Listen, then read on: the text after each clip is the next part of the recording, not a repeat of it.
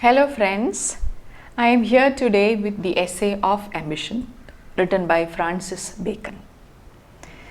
So the title is of ambition, and is ambition a bad thing? Definitely not, because I guess we all have to be ambitious to a certain point, but then we should also be able to curb ambition so that it doesn't get the better of us. So let us see what the great pragmatist Bacon has to say about ambition. He definitely will have a lot of interesting things to tell us about ambition. So let us now listen to the essay of ambition. Ambition is like choler, which is a humour that maketh men active, earnest, full of alacrity, and stirring, if it be not stopped. But if it be stopped, and cannot have its way, it becometh a dust, and thereby malign and venomous. Okay. So ambition, he says, is like choler. Now those who are familiar with the essays of Francis Bacon know that he doesn't bother to give an introduction. He launches straight into the topic. So here the topic is of ambition. So right from sentence 1, he starts talking about ambition. It's like a tap is opened and then water flows. The moment you close it, it's done. So this is what he says. First sentence. Ambition is like choler, which is a humour that maketh men active, earnest. Okay. So what choler, he says. Ambition, he says, is like choler. And choler, he also says, is a humour that makes men active, earnest. Now what is this humour? In those days, the Elizabethan England and even before that, it was believed that the personality of a man would be determined by the fluids in his body. I mean, all human bodies, there are 4 fluids, and these 4 fluids are blood, yellow bile, black bile, and phlegm. And these 4 fluids, when they are in a balanced manner, a person would be very, very normal. But sometimes in some people, one of these fluids might be more, and so that would influence the character of the person. So as I told you, the 4 fluids are blood, yellow bile, black bile, and phlegm. And what happens to a person when blood dominates? Such a person is called a sanguine person, sanguine. And a person who is sanguine would be very enthusiastic, very active, very social, friendly, outgoing, all that, a very positive and a bubbly person. And this blood is also associated with the element. The 4 elements of the earth are also associated with, 4 elements of nature are associated with these 4 fluids, and so blood is associated with air.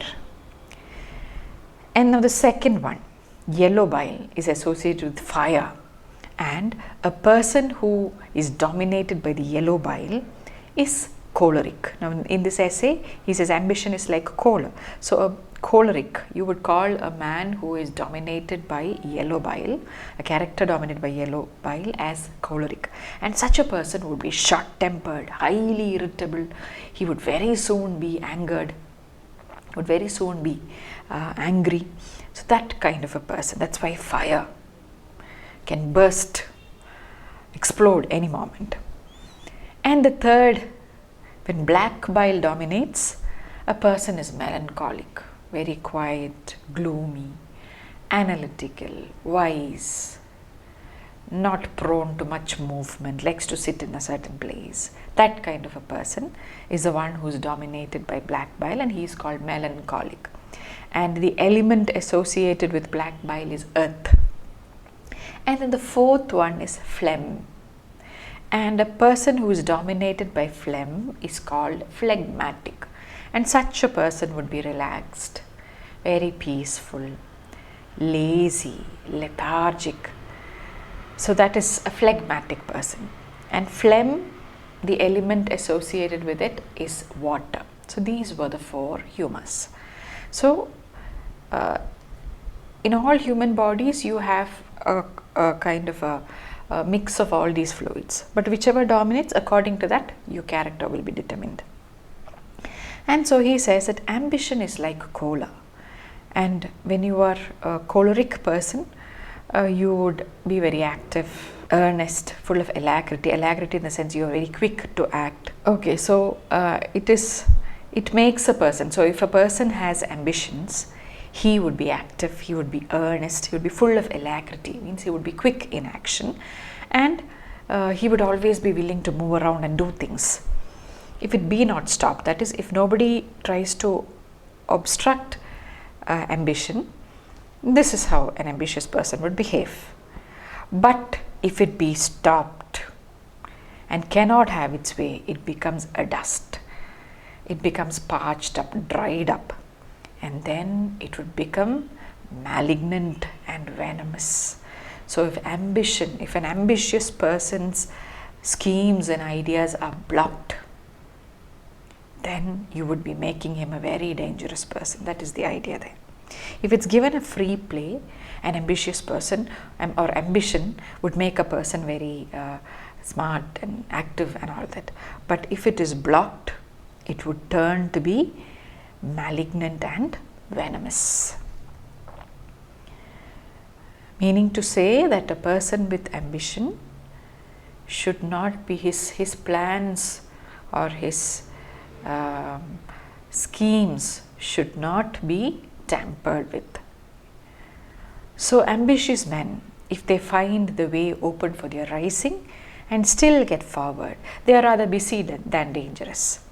So he says, so ambitious men, if they find an opportunity, a way open for their rising, an opportunity to rise according to their plans, and if they are allowed to move forward as they desire, they are not very dangerous because they'll be busy trying to work out their plans. But en route, if the person is checked in their desires, they become secretly discontent and look upon men and matters with evil eye. So once you stop them, you foil their plans, they become your enemy, and then they start looking at people with an evil eye. Evil eye here means envy, and are best pleased when things go backward, which is the worst property in a servant of a prince or state. And so such people, ambitious men whose plans are thwarted or destroyed, they grow to be very, very unhappy and discontent. They become envious and jealous, and they are happiest when things don't work. When something fails, they are happiest because they think, you didn't let me succeed, so let what you do to fail. They will be happy when things move backward. And so Bacon says that this is the worst property of a servant. So when a prince or a state appoints a servant, he should take care of such things, because if you get a servant who thinks in this manner, you are lost. We should remember that Bacon lived in the Elizabethan England, and that was a time of prince and princess and kings and the court, and so that is why he is talking about such a kind of in this context, that is. Therefore, it is good for princes if they use ambitious men to handle it so as they be still progressive and not retrograde. Which, because it cannot be without inconvenience, it is good not to use such natures at all. So he gives a piece, he offers a piece of advice to the princes, and he tells them, see, if you are planning to use ambitious men in your service, handle them carefully in such a way that they are allowed to move upward or onward. Do not be an impediment to them. Instead, if you have ambitious men in your employ, make sure that you give the opportunity for them to move forward, not retrograde. Retrograde in the sense moving backwards, reverting to a condition that is worse than before, or an inferior condition. So see that such men do not undergo these kind of experience. Instead, make sure that they move onward. So then they will not create trouble. If things are working, if they feel that things are working according to their desires and plans, they will create no harm. If it is only when they are hurt or when they are stopped that they will turn dangerous. And Bacon says, because it cannot be without inconvenience. So he says, see, it is a big inconvenience to see that this man is always given chances of promotion. So the best thing, he says, it is good not to use such natures at all. So the best thing for the prince is to avoid people who are overly ambitious. Just avoid such people. If you keep them employed, there would be a constant headache, because you have to keep making sure that they are always moving forward. For if they rise not with their service, they will take order to make their service fall with them. So he says that if you take them into your service, and if they don't rise along with the service, if they don't get what they desire, if they are not promoted time to time, they will take steps. Take order means they will take steps, they will make moves to make the service fall with them. They wouldn't mind spoiling, destroying the whole thing if they are not given importance. So that's why he advises princes to be careful. The best thing is not to take overly ambitious men into your service. Avoid them. That's what he says. Now, in paragraph 2, he says, but since we have said it were good not to use men of ambitious natures, except it be upon necessity, it is fit we speak in what cases they are of necessity. So he says that I have mentioned that it is better not to use men of ambitious nature unless it is very, very necessary. In necessary situations, in dire situations, you might need ambitious people. So then, since I mentioned that, let me now tell you what are such situations where you need the help of ambitious men. 1, he says, good commanders in the war must be taken, to be they never so ambitious, for the use of service dispenseth with the rest. So he says, in war, when you choose or appoint a commander, you should make sure that this man is ambitious. You can't send a man without ambition to battle, because he would have no desire to win or to fight at all. So commanders of armies should necessarily, compulsorily be ambitious. And that is why he says, and then for the use of their service dispenseth with the rest. So he says, and this ambition itself is a quality that compensates for all other defects in a commander. The most necessary quality of a commander is that he be ambitious. To take a soldier without ambition is to pull off his spurs. So here again, soldiers too should be ambitious. You can't send a man to a foreign land to fight if he doesn't have the ambition. At least he should have the ambition of coming back home. So if to take a soldier without ambition is to pull off his spurs. Now what is a spur? A spur is a small metal ball with pointed nails or something sharp, which is attached to the riding shoes of a soldier or a rider. And what is this used for?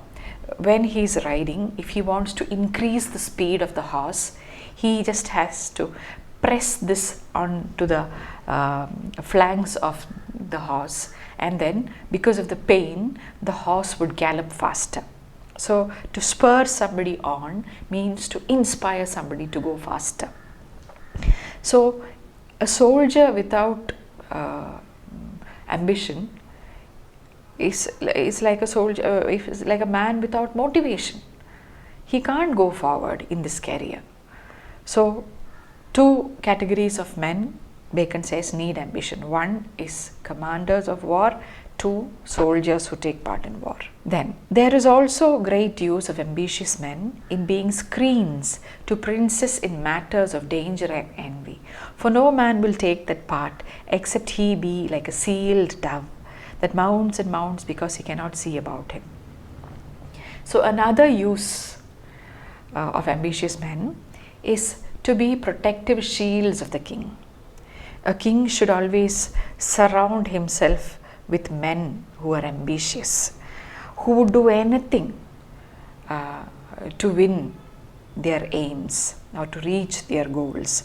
And so he says, in matters of danger and envy, when a prince engages or decides to do something that would create or incite danger and envy from others, which would create enemies for him, he should make sure that he puts an ambitious man in front of him. And it should look as if this man is responsible for this new decision or a new policy. And we need ambitious men here because ambitious men will tolerate anything in order to reach their goals. So for no man will take that part except he be a sealed dove. Now only an ambitious man will take up this, because sometimes in this role of being a shield to the king, when he takes hateful decisions, he knows that he will make a lot of enemies. He knows that the public opinion will turn against him. But he also knows that if he supports the king, he can rise in his career. So that ambition will prompt him to go to any extent. And he will be blind to the hatred and the jealousy and the animosity of people around him, like a sealed dove. Now, a sealed dove is a dove whose eyelids are stitched together. So the bird is trained to fly higher and higher. It keeps gyrating and it goes up and soars higher and higher, and it cannot see anything. So it keeps mounting because it is not aware of the dangers that surrounds it. And so here too, ambitious men are like that. If you promise them something, if you promise them that you will do what they want to, they will go to any extent. So such men are good to act as screens or protective shields for kings. So they are like blinded doves, and they are impervious to criticism in their upward climb. They are willing to hear anything. They don't mind if their reputation gets damaged, provided they reach the place they want to reach. There is also use of ambitious men in pulling down the greatness of any subject that overtops, as Tiberius used Macro in the pulling down of Sejanus. Now here he says that ambitious people can also be used to pull down somebody who becomes a threat to the king, subject that overtops. Now in some cases a minister or a courtier might become more popular than the prince himself. In such cases they have to be checked, otherwise he will become a dangerous opponent to the prince. In such cases you can use ambitious men to pull this other man down, and he gives the example from Roman history of Tiberius. Tiberius Claudius Nero was a Roman emperor from 14 to 37 AD, and this man called Sejanus, Lucius Aelius Sejanus, he was the prefect or the chief of the Praetorian Guard, or the imperial bodyguard, the bodyguard of the king. And this Sejanus rose in power, and he was a man of ordinary birth. But then he slowly ascended the rungs of power, and Tiberius began to understand that this man could be a threat to him. And so what he did was, he employed a man called Naevius Macro. And Macro planned all kinds of, he made all kinds of plots, and into which Sejanus fell, and Sejanus was termed a traitor. He was caught and he was killed, and his body was thrown down the Germanian stairs Now this is interesting information for those, if you just try to search for any information on Sejanus, you would read about this Germanian stairs. It was supposed to be a staircase where the dead body of a person would be thrown without giving the funeral rites, because those days in Greece and Rome, the greatest humiliation that can be offered to a man was to deny funeral rites to him. So here, throwing the body down the Germanian stairs would mean throwing down, denying funeral rites to a man, and the body would lie there, and people would mutilate the body. They would be pecked at by birds, and they would be torn apart by animals. So they would be left to rot. So that is what finally happened to Sejanus. Okay, and there was also another punishment which he was given after death, that is damnatio memoriae, or condemnation of memory. That means a person who is given this punishment, condemnation of memory, his name will be removed from all documents. And if it is a king or somebody whose name was there in the coin, even from the coins, his name would be, his picture or name would be scoured out. And so that is condemnation of memory. So there would be no trace of this man anyway, and his family too will be destroyed. Here in this case too, in Sejanus' case, all his 3 children were killed. So that is what happened. That is now this Macro is the ambitious man who was used by Tiberius to cause the downfall of Sejanus. So these are the uses to which ambitious men can be put to. Now the third paragraph.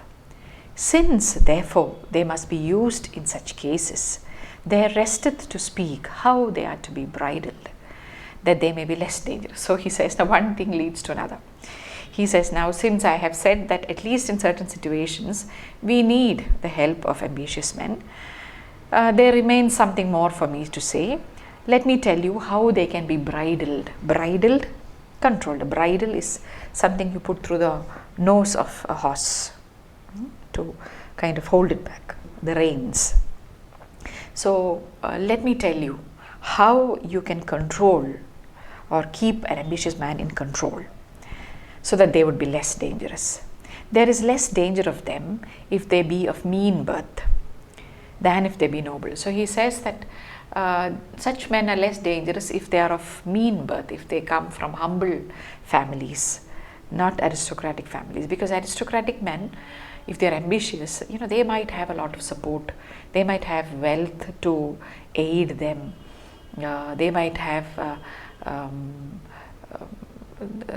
support of friends, so they can overpower the prince. So all that is there. But for a meaner person who rises to greater heights, it is not easy for him to garner support against the king. So he is comparatively less dangerous. So ambitious people, you can support them, or when you choose ambitious people into your service, make sure that they are of meaner birth. Now those days, in the time of Francis Bacon, I guess people were quite concerned about class differences.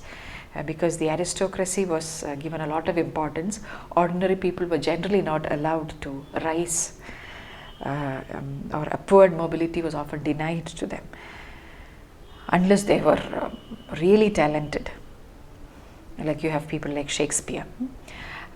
So there is less danger of them if they be of mean birth than if they be noble, and if they be of rather harsh of nature than gracious and popular. Again, if an ambitious man is a rude man, then no fear at all, because such people will not gain the support of others. But if an ambitious man is gracious and popular, if he is very well behaved, if he behaves very humbly and kindly to everybody, beware.